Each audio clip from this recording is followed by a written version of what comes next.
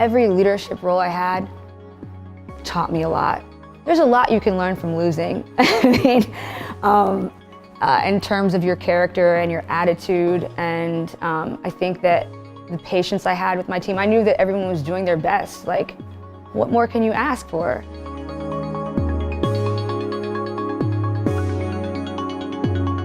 I've been at Yelp for now 8 years, and so when I started, I was the Yelp DC community manager, and so my job was to help grow the Yelp community here and working with local business owners on hosting events. And so I was constantly trying to find out like the next beat for what's new, what's up and coming, kind of like my personality, my professional experience, it all made sense for that role.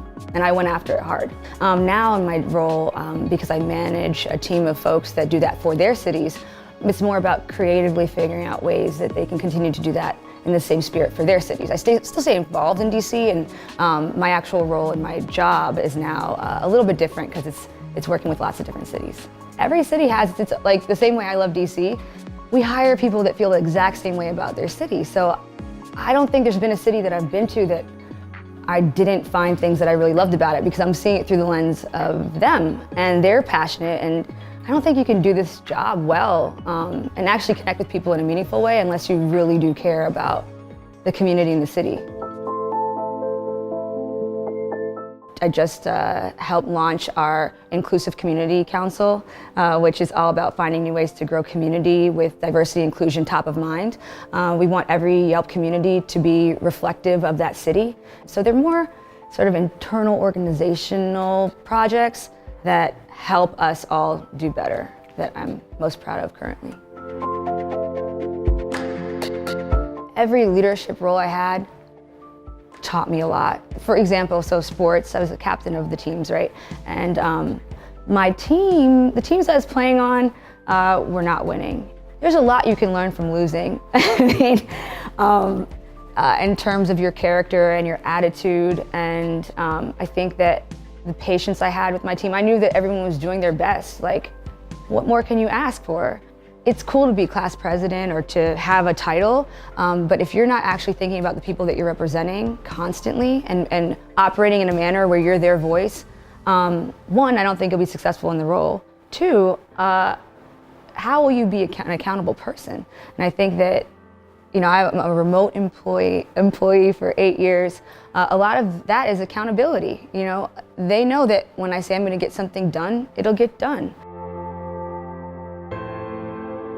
You know, look at a company that you think looks cool, or somebody that you know has a job that seems desirable. Ask questions, reach out. Like, I think most people will help and want to share more if they have the capacity to. I think being tenacious, it's actually one of our company values, is really important. If you realize this direction's not working, find the next direction. There'll be options. Another company value that I think is really important and that I try to live consistently is being authentic. You know, I'm not like everybody that I work with in lots of ways, and I lean into that. I also would encourage students that have an entrepreneurial spirit to start thinking about it now. I had never thought about that then. So even if it is literally a lemonade business, you're starting to figure out how to create a business model. Or I remember I met one student that was, she was cleaning. Like, her mom had a cleaning business, and so she was kind of starting her own.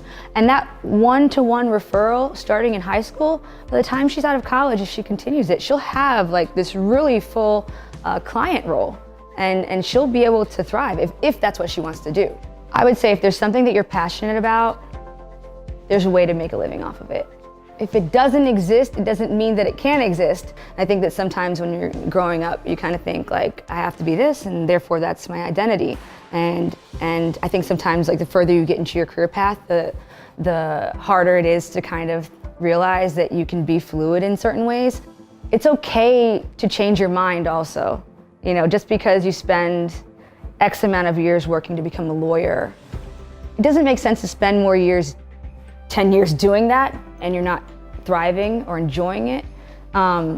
It's better to be true to yourself and figure out what is going to keep you fulfilled and motivated, and how you can best use your talents to help other people. Really tap into what you're passionate about. And if you don't know that yet, you know what you don't like at the very least, and that will help you sort of start figuring out where you might be a good fit.